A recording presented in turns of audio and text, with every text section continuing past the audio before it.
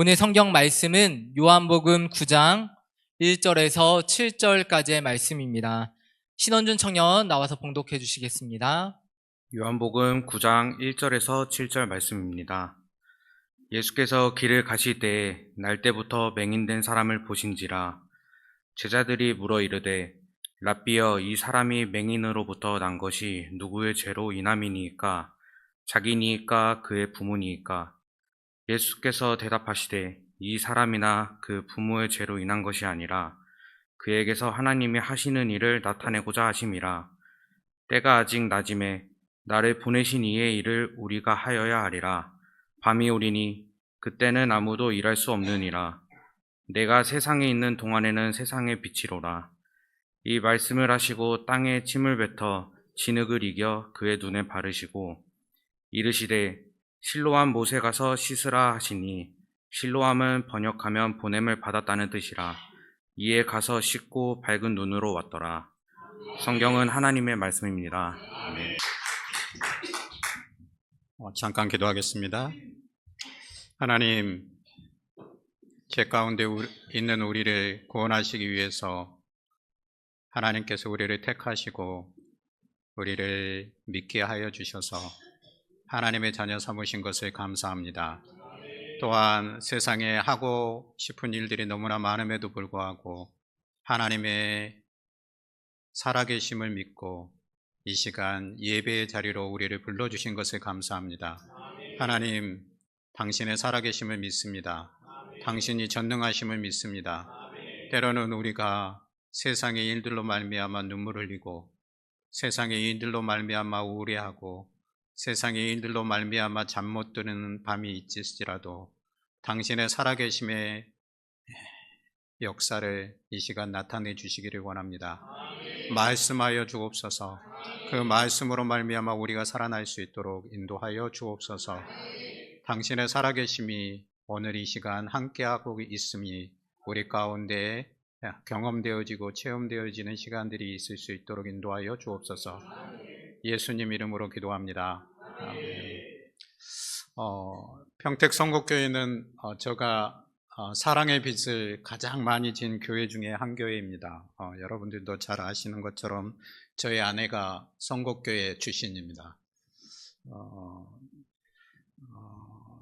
선곡교회 하냐면 잊지 않는 게 저희 아들이 세상을 일찍 보고 싶어서 8개월 만에 태어났습니다.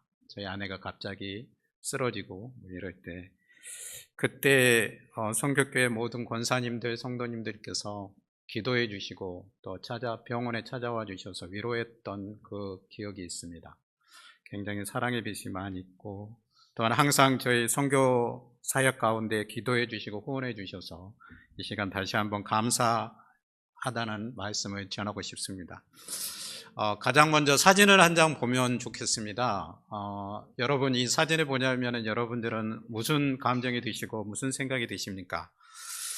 저는 이 아이의 집안 환경, 그 다음에 가정 환경 이런 것들을 너무나 잘 알기 때문에 한국 속담 하나가 생각이 납니다. 그 속담은 무엇이냐면 쥐구멍에도 벼뜰날이 있다라는 속담입니다. 이 속담은 어두운 상황이지만 언젠가는 햇볕이 들어올 날이 있을 것이다. 그러므로 소망을 잃지 말아라 라는 그런 속담입니다. 오늘 우리가 읽었던 본문을 한번 봤으면 좋겠습니다. 본문에서 우리는 한 사람을 발견할 수 있습니다. 이 사람을 잘 살펴보면 이 사람은 쥐구멍에도 벼뜰 날이 있다라는 이 속담과는 정반대로 아무런 소망이 없었던 사람이었습니다. 본문을 잘 보면 이 사람은 살아있었지만 죽은 것과 별반 차이가 없는 사람이었습니다. 이 사람과 어울리는 단어, 그것을 제가 생각해 봤는데 이런 단어였습니다. 어둠, 지옥, 절망, 죽음. 이 사람과 어울리는 단어입니다. 이 사람을 자세히 한번 살펴봤으면 좋겠습니다. 이 사람은 태어날 때부터 맹인으로 태어났습니다. 평생 아빠의 얼굴, 엄마의 얼굴을 보지 못했다는 것입니다. 여러분 생각해 보십시오. 얼마나 절망입니까? 우리가 세상에 태어날 때 봐야 할 것들을 다 보고 또 들어야 할 것들을 다 듣고 말할 수 있는 것들을 다 말해도 이 세상에서 성공하기 정말 힘든 세상입니다. 그러나 오늘의 이 본문의 사람은 그렇게 태어나지 못했다는 것입니다. 맹인으로 태어났다는 것입니다. 이 사람의 상태가 절망, 소망이 없는 그런 상태에서 태어났다는 것입니다. 또 이 사람은 자라온 집안 형편에 아무런 소망이 없었던 사람이었습니다. 사람이 태어나면서요, 아무것도 볼 수 없는 사람으로 태어났습니다. 소망이 없게 태어났습니다. 상황이 그러면 집안 형편이라도 좋으면 얼마나 좋겠습니까? 부모라도 잘 만나서 이렇게 살았으면 얼마나 좋겠습니까? 얼마나 희망이 되겠습니까? 그러나 이 사람은 그렇지 못했습니다. 8절에 보면 이 사람에 대해 이렇게 말합니다. 앉아서 구걸하던 거린이었다. 부모가 이 사람을 구걸하는 자리에 내쫓은 겁니다. 앵벌이를 시킨 겁니다. 가정이 가난한 형편, 소망이 없는 형편이었음을 말해주는 겁니다. 더 기가 막힌 것이 또 있습니다. 유대인들이 이 맹인이 어느 날 눈이 뜨게 된 거예요. 그런데 눈이 뜬 것을 도저히 믿을 수가 없는 거예요. 그래서 유대인들이 이렇게 생각합니다. 지도자들이. 이 사람은 날 때부터 소경이 아니었어. 이 사람이 거짓말로 지금까지 살아온 거야 라고 생각을 했습니다. 그래서 이 사람을 끌고 부모에게 찾아갑니다. 그리고 이 사람이 날 때부터 소경이었는지 묻습니다. 어떻게 너희 아들이 보게 된 것이냐? 라고 묻습니다. 생각해 보십시오. 온전한 부모라면 태어날 때부터 맹인이었던 자기 아들이 눈을 떠가지고 자신 앞에 나타났습니다. 얼마나 감격스럽고 눈물 나고 기뻐할 일이겠습니까? 당연히 자식을 믿고 자식을 변호해 주어야 할 것입니다. 그러나 이 사람 부모는 그렇지 않습니다. 유대인들이 무섭습니다. 유대인들이 무서워서 자식을 버리는 듯한 비겁한 행동을 합니다. 저 사람 내 아들이 다 컸으니까 우리한테 물어보지 마시고 저에게 물어봐요. 이렇듯 가정 형편이나 부모, 더 소망이 없는 상태로 이 사람을 만들었던 것입니다. 여러분, 마지막으로 이 사람의 주위 환경은 어땠을까요? 이 사람은 태어나면서부터 맹인이라는 소망이 없는 절망 가운데 태어났습니다. 거기에 더욱더 소망이 없게 만든 것은 부모였고 가정 형편이었습니다. 자, 이렇게 소망이 없게 태어났다면 살고 있는 사람에게, 주위 사람들이 이 사람에게 잘해주면 얼마나 좋겠습니까? 자신의 주위의 사람들이, 같이 생활하는 사람들이 이 사람을 조금만 더 돌봐주고 자신을 조금만 더 잘 이해해주면 얼마나 좋았겠습니까? 그러나 주위 환경이나 그 사람의 생활에 주의하는 사람들은 그렇지 않았습니다. 이 사람을 더 짓밟아 버립니다. 완전히 죽여버립니다. 더 비참하게 만들어버립니다. 이 사람을 보고 날마다 주위 사람들은 위로하기는커녕 내가 소경으로 태어난 것은 내 죄가 많아서 그런 거야. 아니, 내 부모가 죄가 많아서 너가 저주를 받아서 그런 거야 라고 비난을 듣고 살아갑니다. 인간의 대접을 받지 못하고 살았다는 것입니다. 본문의 이 사람은 이렇듯 완전한 절망적인 생활을 하던 사람이었습니다. 살아있으나 죽은 것과 별반 차이가 없는 사람이었습니다. 아니요, 이미 죽어있는 사람과 같은 시체였던 그런 사람이었습니다. 이 사람과 정말 어울리는 그런 단어가 죽음, 절망, 지옥, 괴로움, 슬픔, 이런 단어였습니다. 그러나 너무나 복된 게 있어요. 오늘 성경 말씀은 여기에서 끝나지 않는다는 것입니다. 지옥과 같은 상황만 이야기하고 있지 않다라는 것입니다. 저는 성경이 그래서 좋은 것 같아요. 그래서 날마다 성경을 묵상하는 것 같아요. 이 사람은 결과적으로 어둠의 인생에서 빛으로의 인생을 사는 것을 봅니다. 지옥에서 천국으로의 인생을 사는 것을 봅니다. 과연 어떤 일이 있었길래 어둠에서 해방되어 빛으로의 인생을 살게 되었을까요? 과연 그 일이 무엇이었을길래 죽음에서 일어나 부활의 활기찬 새 생명의 인생을 살게 되었을까요? 오늘 본문을 잘 살펴보면 어둠에서 빛으로 인생을 살게 만든 그 몇 가지 일을 우리가 자세히 알 수 있습니다. 오늘 본문을 통해 이 몇 가지 일을 찾아보며 여러분과 같이 은혜를 나누기를 원합니다. 아멘. 첫 번째, 이 사람이 어둠이고 죽음의 인생을 살았지만 빛과 생명으로 인생을 역전하는 인생을 살게 된 것은 다름이 아니라 예수님과 만남이 있었다는 것입니다. 예수님과의 만남, 여러분 한번 다 같이 큰 소리로 고백해 볼까요? 예수님과 만남. 예, 즉 예수님과의 만남이 이 사람으로 하여금 죽음의 인생에서 생명의 인생이 살도록 만들었다는 것입니다. 본문에 나타난 예수님은 어떤 분입니까? 많은 사람들이 이 사람에 대해, 맹인으로 태어난 것에 대해 정죄를 합니다. 너가 죄가 많아서 그런 거야. 너의 아버지가, 너의 어머니가 죄가 많아서 그런 거야. 그러나 예수님은 어떤 분입니까? 정죄 대신에 3절의 말씀에 보물하였던 것처럼 그에게서 하나님이 하시는 일이 있음을 선포합니다. 정죄 대신에 그 사람을 향한 희망을 선포하는 분, 그분이 예수님이셨습니다. 예수님은 또 1절의 말씀처럼 길 가실 때에 날 때부터 맹인된 사람을 주목하여 보십니다. 아무도 이 사람을 주목하여 보지 않았습니다. 그러나 예수님은 이 사람을 주목하여 보십니다. 그 사람으로 평생 소망 없이 살게 만들었던 그 문제에 직접 개입을 하십니다. 문제였던 그 맹인의 눈에 직접 손을 대십니다. 이렇듯 소망이 없던 그 사람을 주목하여 보시는 분, 그분이 예수님이셨던 것. 인생의 그 문제에 직접 개입하신 분, 치유하여 구원하신 분이 예수님이셨습니다. 어둠 가운데, 지옥 가운데 있었던 이 사람은 이런 예수님을 만난 거예요. 이 예수님과의 만남, 그 만남이 그의 인생을 뒤바꾸는 역사를 일으킨 것입니다. 예수님과의 그 만남이 이제 어둠의 인생이 아닌 빛으로의 인생을 살도록 만든 것입니다. 죽음을 뛰어넘고 지옥을 뛰어넘어 생명과 천국의 삶을 살도록 만든 것입니다. 무엇이요? 예수님과의 만남이요. 성도 여러분, 여러분에게는 예수님과의 진정한 만남이 있습니까? 나의 인생의 문제를 해결하여 어둠이 아닌 빛으로의 바꾸시는 그런 예수님과의 만남 말입니다. 죽음에서 내가 살고 있는 것처럼, 지옥 가운데 살고 있는 것처럼 생각되었지만 나를 위해서 피 흘리시고 나의 죽음의 죄, 죽음의 저주, 지옥의 저주를 모두 해결하신 그 예수님과의 만남 말입니다. 성도 여러분, 고린도 5장 17절에 이런 말씀이 있습니다. 우리 다 같이 한번 큰 목소리로 고백해 볼까요? 시작. 그런즉 누구든지 그리스도 안에 있으면 새로운 피조물이라. 이전 것은 지나갔으니 보라 새 것이 되었도다. 이 말씀처럼 누구든지 그리스도 안에 있으면 새로운 피조물이 됨을 믿습니다. 그리스도 안에서 우리의 이전 것, 죽음의 것, 어둠의 것, 지옥의 것은 지나갔음을 믿습니다.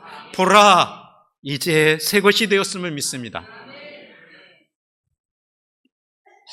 하나님께 나아가 여러분들이 예배를 드리려고 이 시간 앉아 있는 것을 저는 압니다. 성도 여러분, 예배 때 무엇을 간절히 여러분들은 사모하십니까? 예수님과의 만남을 가장 먼저 매 순간 우리가 간절히 사모하기를 바랍니다. 예배에 나와 말씀 가운데 임재하시는 그 예수님과의 만남, 그것을 간절히 사모하십시오.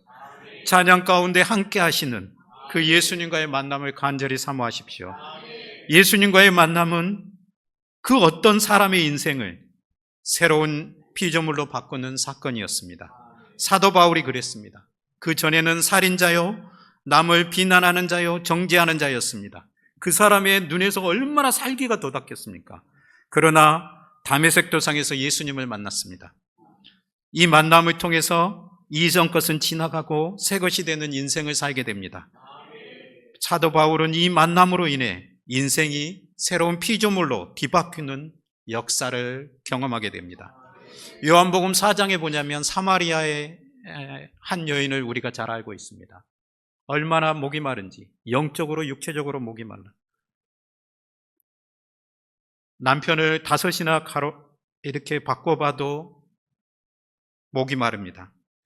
그 여인을 예수님께서 만납니다. 그 여인이 예수님과 만납니다. 사람들에게 정죄를 당하고 비난을 당한 그 여인이 이제 예수님 만남으로 인해서 인생이 새로운 피조물로 뒤바뀌는 역사가 일어납니다. 성도 여러분, 혹시 어둠과 절망으로 하루하루를 보내고 계시지는 않으신가요? 정죄, 죽음, 지옥, 이런 것들이 여러분의 인생의 모습은 아니십니까? 여러분이 예수님과의 진정한 만남이 있기를 축복합니다. 그래서 여러분의 인생이 새로운 피조물로 뒤바꾸는 역사를 경험하기를 축원합니다. 오늘 우리는 예배드리러 이 자리에 앉아 있습니다. 예배 가운데 예수님을 만나기를 축원합니다. 예배 찬양 가운데, 예배 기도 가운데, 예배 말씀 가운데, 성도님들과의 교제 가운데 예수님을 만나는 그 은혜가 있기를 축원합니다. 그래서 우리의 인생도, 여러분의 인생도 빛으로의 인생으로, 죽음에서 생명으로의 인생으로 그런 인생을 살기를 주님의 이름으로 축원합니다. 두 번째, 이 사람에게 무슨 일이 있었을까요? 그 일은 이 사람이 예수님으로부터 사명의 말씀을 듣고 받았던 일이 있었습니다. 같이 한번 큰 목소리로 읽어볼까요? 시작. 사명의 말씀을 듣고 받음. 즉 예수님께 듣고 받은 사명의 말씀이 이 사람으로 하여금 죽음의 인생에서 생명의 인생으로 살도록 만든 것입니다. 이 사람을 다시 한번 봤으면 좋겠습니다. 예수님께 사명의 말씀을 듣고 받습니다. 하라고 하는 그 일, 그 말씀을 이제 듣습니다. 그게 무엇입니까? 실로암 못에 가서 씻으라. 예수님께서 하라고 하시는 사명의 말씀이었습니다. 실로암 못에 가서 씻으라. 그리고 이 사람은 실로암 못에 가서 씻으라 라는 이 말씀을 자신의 것으로 듣고 자신의 것으로 받았습니다. 자신의 말씀으로 붙잡았습니다. 결국은 예수님께서 하라고 하시는 이 사명의 말씀을 듣고 받았기 때문에 그의 인생이 뒤바뀌는 그런 기적을 누립니다. 눈이 떠지는 기적을 체험하게 됩니다. 성도 여러분, 우리 모두는 하나님의 은혜로 예수님을 믿게 되어 구원을 받았습니다. 아멘. 아멘. 이제 하나님께서 우리 각자에게 주신 그 환경에서 우리는 하루하루 살아가야 합니다. 딱 믿었을 때, 그때 에녹처럼 천국으로 우리를 데려가면 얼마나 좋겠습니까? 그런데 하루하루 예수님을 다시 만날 때까지 우리는 그 길을 걸어가야 합니다. 저는 선교사의 길을 걸어가고 있습니다. 그 가난하고 정말로 어려운 그 방글라데시에서 선교사 길을 걸어가고 있습니다. 어떤 사람은 아버지로서의 가장의 길을 걷습니다.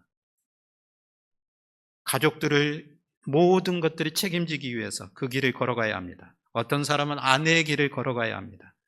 또 어떤 사람은 자녀로서 가정을 책임져야 할 그 길을 걸어가야 합니다.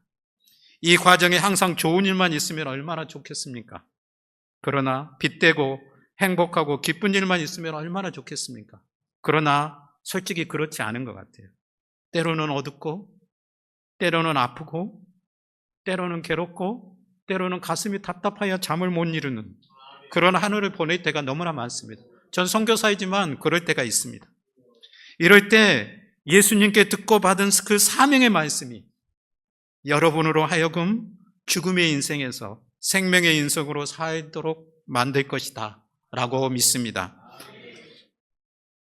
바울 사도가 예수님께 듣고 받은 사명의 말씀이 있었습니다. 이방인들에 가서 복음을 증거하라 라는 말씀이 있었습니다. 그래서 때로는 핍박을 받고 힘든 삶을 살았습니다. 그러나 절대 이 사람은 어둠의 삶, 절망과 죽음의 삶을 살지 않았습니다. 생명의 삶을 살았던 것을 봅니다. 성도 여러분, 솔직히 사람들에게, 우리에게 영적인 문제가 있습니다. 살아있고 운동력 있는 진리의 말씀이 매 예배 때마다 선포됩니다. 기독교 방송, 유튜브를 통해서 얼마나 많은 생명의 말씀이 선포되는지 몰라요. 영적인 문제는 이 생명의 말씀, 구원의 말씀을 귀가 있어도 듣지 않는다라는 것입니다. 나의 것으로 받아들이지 않는다라는 것입니다.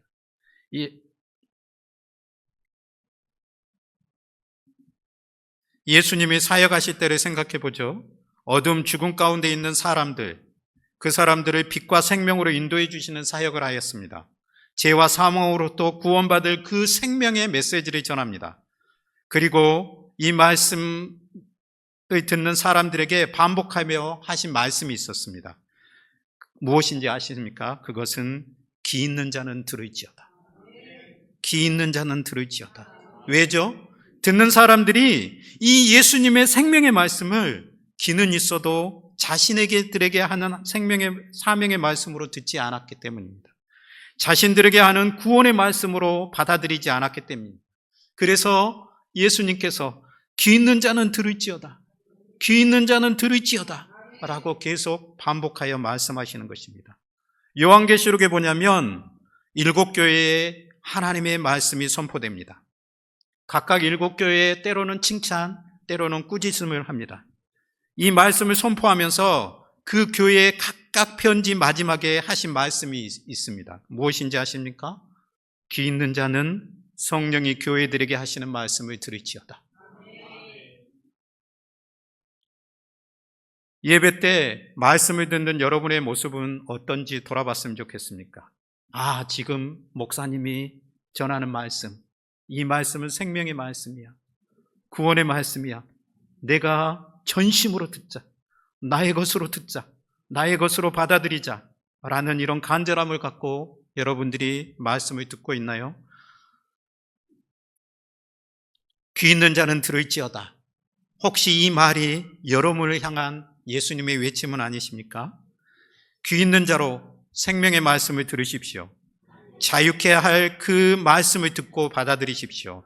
그리고 하루하루 그 말씀을 붙잡고 때로는 어둡고 힘들지만 인내하며 살아가십시오. 그럴 때 하나님의 놀라운 은혜가 임할 것이라고 믿습니다. 성도 여러분, 주님께서 하라고 하신 사명의 말씀을 듣고 받아들이는 성도님들이 되기를 주님의 이름으로 축원합니다. 죽음에서 생명으로 변화시키는 그 하나님의 말씀, 그 말씀을 듣고 받아들이는 성도님들이 되기를 축원합니다. 그래서 사망의 삶이 더 이상 아니라 생명의 삶을 사는 성도님들이 되기를 주님의 이름으로 축원합니다. 마지막으로 한 가지 더 일이 있었습니다. 이 사람이 어둠 죽음에서 빛과 생명으로 인생을 살게 된 일이 있었습니다. 그것은 무엇이었냐면 순종이었습니다. 여러분 같이 한번 읽어볼까요? 순종.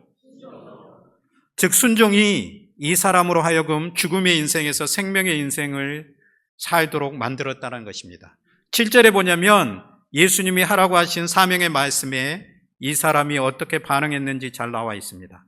실로암 못에 가서 씻으라 하시니 이 사람의 반응이 어땠습니까?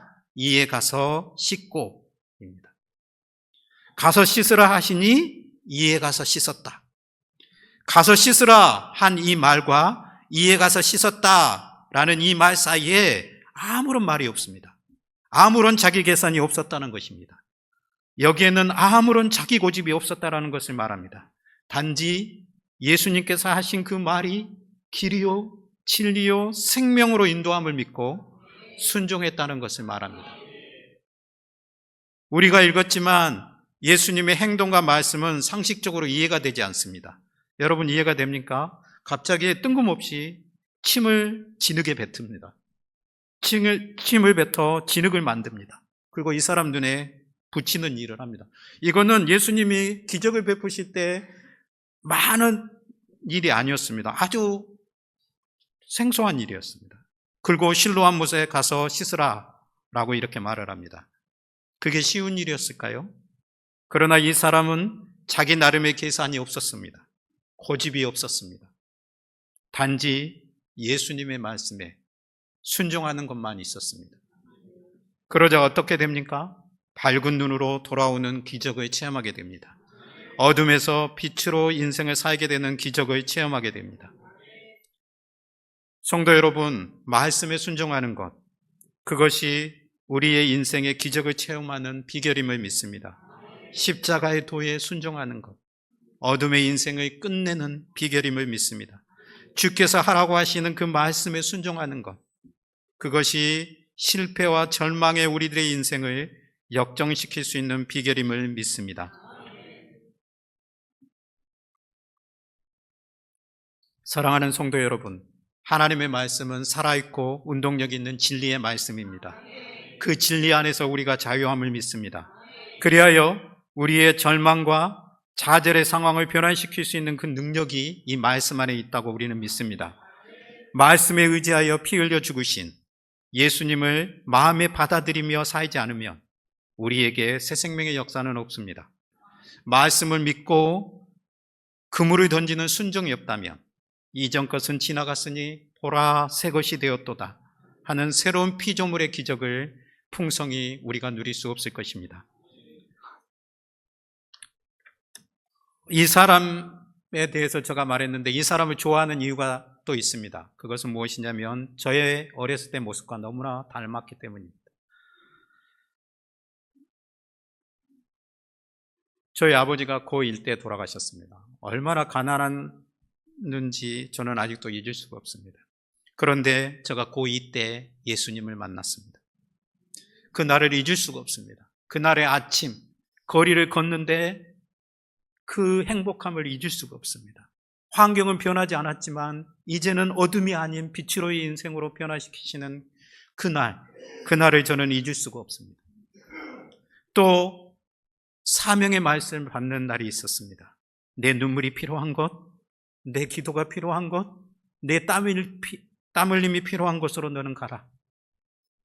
이 날이 이후에 이 말씀에 저는 나에게 하신 말씀으로 듣고 받아들이고 붙잡았습니다.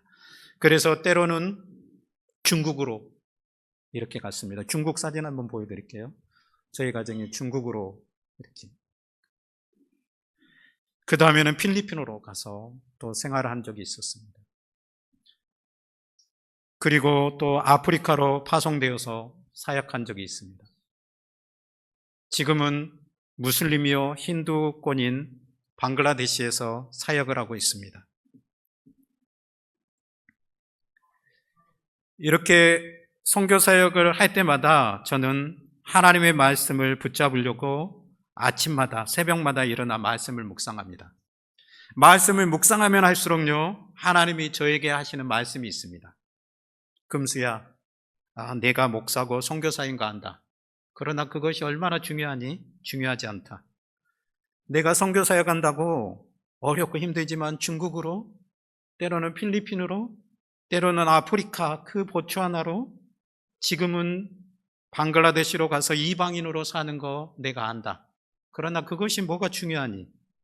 내가 살아있고 운동력 있는 하나님의 말씀을 듣고 있느냐? 말씀을 의지하고 있느냐? 살아있고 운동력 있는 그 말씀을 의지하여 그물을 내리는 순종의 행동을 하고 있느냐? 말씀을 의지하여 그물을 내리는 순종을 하고 있을 때 고기를 잡는 기적이 있을 터인데 너는 정말로 말씀에 순종하고 있느냐? 라고 말씀을 하시는 거예요. 그럴 때마다 제가 회개를 합니다. 오라, 나는 공고한 사람이로다. 이 사망의 몸에서 누가 나를 구원하랴? 이 믿음 없는, 이 순종 없는 사망의 몸에서 누가 나를 구원하랴? 나는 공고한 사람이구나 라고 애통하며 기도합니다.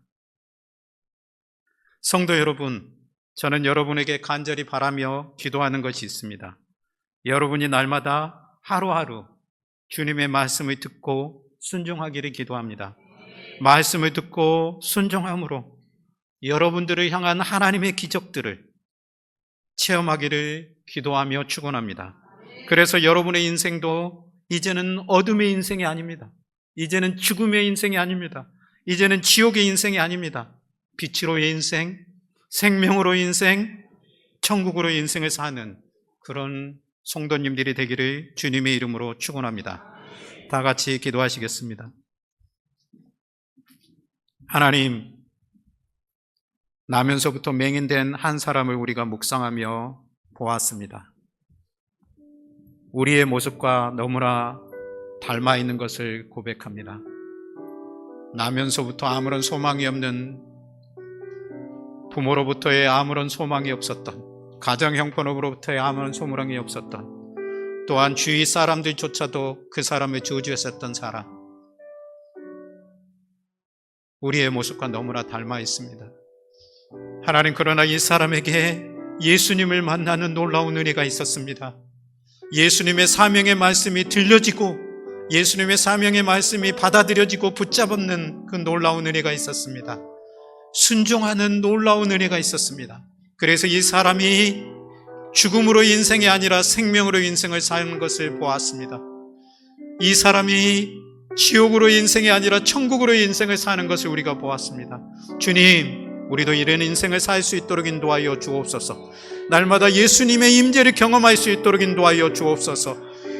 날마다 하나님 꾸로부터는 그 살아있는 운동력 있는 하나님의 말씀을 듣고 받아들이고 붙잡는 성도님들이 되도록 인도하여 주옵소서.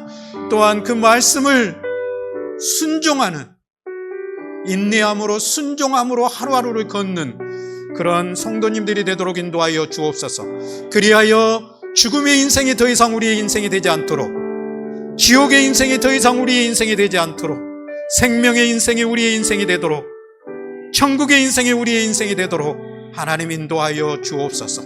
하나님, 은혜 가운데 우리를 붙들어 주시고 날마다 내 사랑하는 자야, 내 사랑하는 자야, 너는 어여쁘고 어여쁘다 라고 말씀하여 주시는 하나님, 주님의 은혜에 우리가 항상 거하며 살아가는 성도들이 되도록 인도하여 주옵소서. 감사하며 예수님 이름으로 기도합니다.